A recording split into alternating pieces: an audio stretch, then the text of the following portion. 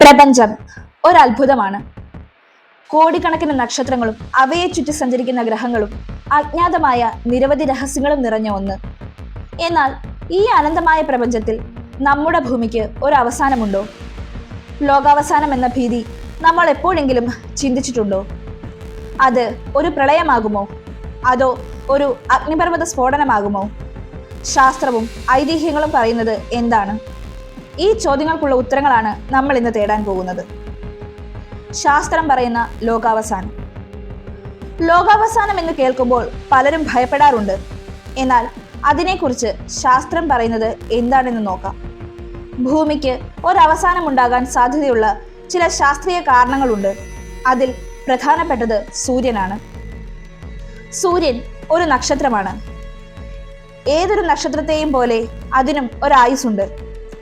ഏകദേശം 500 കോടി വർഷങ്ങൾക്ക് ശേഷം സൂര്യന്റെ കേന്ദ്രത്തിലുള്ള ഹൈഡ്രജൻ ഇന്ധനം തീർന്ന് തുടങ്ങും. അപ്പോൾ സൂര്യൻ വികസിച്ച് ഒരു റെഡ് ജയന്റ് അഥവാ ചുവപ്പ് ഭീമനായി മാറും. ഈ വികാസത്തിൽ അത് ബുധനെയും ശുക്രനെയും വിഴുങ്ങും.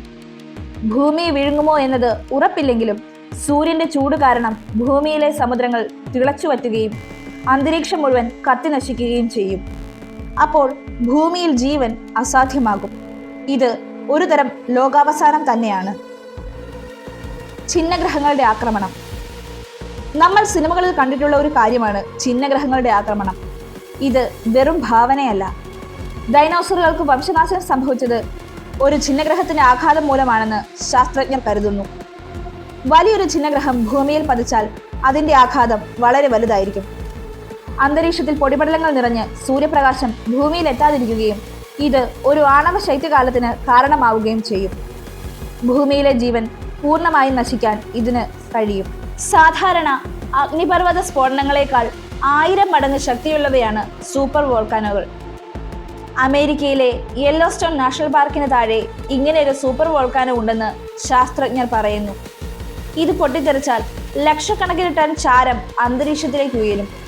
ഇത് ലോകം മുഴുവൻ സൂര്യപ്രകാശത്തെ തടയുകയും വർഷങ്ങളോളം നീണ്ടു നിൽക്കുന്ന ഒരു തണുപ്പ് കാലത്തിന് കാരണമാവുകയും ചെയ്യും.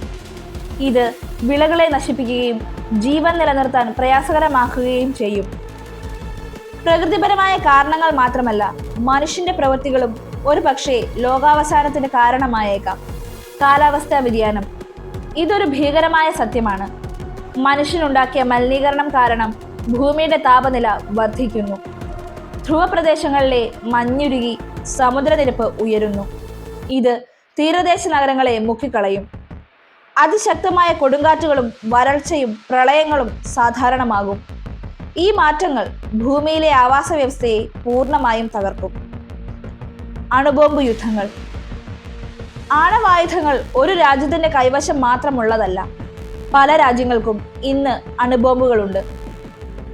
ഒരു ആണവായുധം തുടങ്ങിയാൽ അത് ലോകത്തെ മുഴുവൻ നശിപ്പിക്കും. സ്ഫോടനത്തിന്റെ ആഘാതത്തിൽ ലോകം മുഴുവൻ നശിക്കും. അതുണ്ടാക്കുന്ന പൊടിപടലങ്ങൾ അന്തരീക്ഷത്തിൽ നിറഞ്ഞ് സൂര്യരശ്മി തടയുകയും അണുബോംബ് ശൈത്യകാലം എന്നൊരവസ്ഥയിലേക്ക് ലോകത്തെ തള്ളിവിടുകയും ചെയ്യും. വിരസതാ രോഗം അല്ലെങ്കിൽ മഹാമാരികൾ. കൊറോണ വൈറസ് നമ്മളെ പഠിപ്പിച്ച ഒരു പാഠമുണ്ട്. ഒരു ചെറിയ വൈറസിന് പോലും ലോകത്തെ പിടിച്ചുലയ്ക്കാൻ കഴിയും. ഇതിലും മാരകമായ ഒരു മഹാമാരി വന്നാൽ ലോകത്തിലെ ജനസംഖ്യ പൂർണ്ണമായും നശിച്ചേക്കാം. ജനിതക എഞ്ചിനീയറിംഗിലൂടെ ഉണ്ടാക്കിയെടുത്ത ഒരു വൈറസ് ഒരുപക്ഷെ ഈ വിപത്തിന് കാരണമാകാം.